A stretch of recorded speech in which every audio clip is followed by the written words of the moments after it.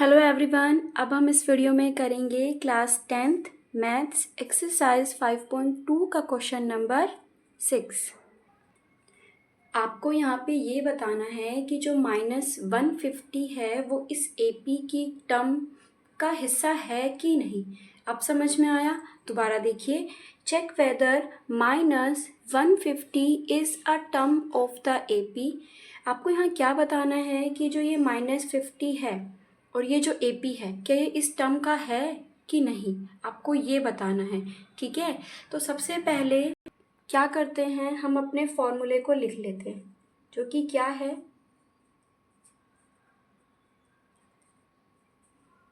ठीक है। हमें किन किन चीज़ों की ज़रूरत होगी, आप देख रहे हैं, हमें nth जो कि हमें पहले से ही दिया हुआ है, ठीक है।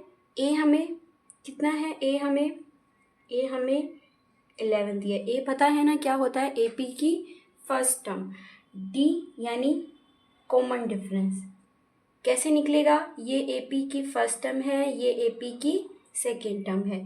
AP की सेकेंड टर्म में से माइनस कर देंगे AP की फर्स्ट टर्म को, तो D हमारा कितना आ गया। देखिए AP की सेकेंड टर्म कितनी है, 8 माइनस AP की फर्स्ट टर्म 11, तो D कितना आ जाएगा हमारा, तो D आ गया हमारा -3। आपको पता है ना D-3 कैसे आया। देखिए 11 बड़ा था और बड़े डिजिट के आगे जो भी साइन हो वो हमारी वैल्यू में आता है। अब हमें क्या करना है, हमें क्या निकालना होगा, हमें n निकाल, क्योंकि हमें यहाँ पे बताना ही है कि ये -50, check whether -150 is a term of the AP। Check करके बताइए क्या -150 इस AP की टर्म का हिस्सा है कि नहीं। ठीक है, अब आप देख रहे हैं, इसके प्लेस पे मैं ये लिख देती हूँ पूरा 150। A कितना है 11, n हमें नहीं दिया गया है, और D कितना निकला है अभी हमारा -3। ठीक है, उसके बाद अब देखिए आप, ये भी कांस्टेंट टर्म है, ये इधर जाएगी तो किसकी हो जाएगी, अगर ये प्लस की है तो इधर आके किसकी हो गई, माइनस की। ये n -1 -3, तो -150 और -11 यानी माइनस माइनस प्लस, तो माइनस माइनस प्लस होने के बाद हमें कितना मिलेगा 161। माइनस क्यों, क्योंकि बड़ा 150 है और इसके आगे जो भी साइन होगा वो आएगा। ठीक है, अब यहाँ पे आप देखिए, ये जो D है हमारा वो -3 है, यानी मल्टीप्लाई में है, इधर आएगा तो किस में हो जाएगा, ये डिवाइड में हो जाएगा। ठीक है, तो हमारा जो D था वो मल्टीप्लाई में था, इधर आ गया तो किस में हो गया, डिवाइड में हो गया। अब देखिए माइनस से माइनस क्या हो जाएंगे, कैंसिल हो जाएंगे ना। अब 3 161 से रिड्यूस नहीं हो रहा है। ठीक है, तो आप इसको ऐसे ही रखेंगे। अभी हमें n की वैल्यू चाहिए, दैट मीन्स हमें n को क्या करना होगा, अकेला छोड़ना होगा। n के साथ कौन है, -1 है, इधर आएगा तो किस में हो जाएगा, प्लस में हो जाएगा। ठीक है, तो अब हम इसका क्या ले देते हैं, एलसीएम ले देते हैं। नीचे 1 लगा देती हूँ मैं।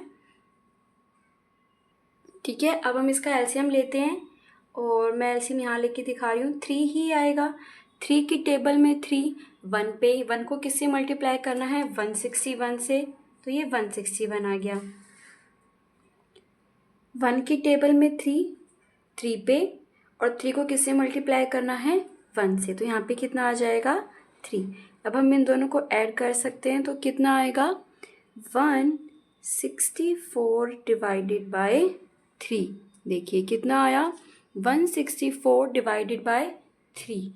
पहली बात तो ये समझ लीजिए कि हमारा जो n है वो कभी भी, अगर मैं आपको कहूँ कि हमारा जो n है, ये समझिए कि जो n है वो कभी भी हमारा डेसिमल में नहीं आएगा, और फ्रैक्शन में नहीं आएगा, और नेगेटिव नहीं आएगा। तो ये सारी कंडीशंस है कि n हमारा अगर डेसिमल में होगा, फ्रैक्शन में होगा, और इफ़ वो माइनस में होगा तो वो उस AP की टर्म नहीं होगा। ठीक है, n हमारा बस हमेशा पॉजिटिव नंबर आएगा और फ्रैक्शन में तो बिल्कुल भी नहीं होना चाहिए, तो आप उसे ये नहीं कह सकते कि वो n है। ठीक है, तो आप यहाँ देखिए कि n कितना है 164/3। तो क्या -150 इस AP की टर्म होगी? बिल्कुल नहीं, क्योंकि अभी हमने देखा है कि n ना ही तो कभी डेसिमल में होगा, ना ही कभी फ्रैक्शन में, और ना ही कभी माइनस में। बस वो एक नंबर होगा और वो पॉजिटिव में होगा, तो वही हमारा n होगा। क्या ये पॉजिटिव में निकला है कोई नंबर? ये तो फ्रैक्शन में है। तो इट मीन्स कि -1 कह सकते हैं कि -150 इस AP की टर्म नहीं है। क्यों नहीं है? क्योंकि d हमारा फ्रैक्शन में है, दैट्स वाई ये AP की टर्म नहीं है। आई होप आपको ये क्वेश्चन समझ में आया होगा। Thank you.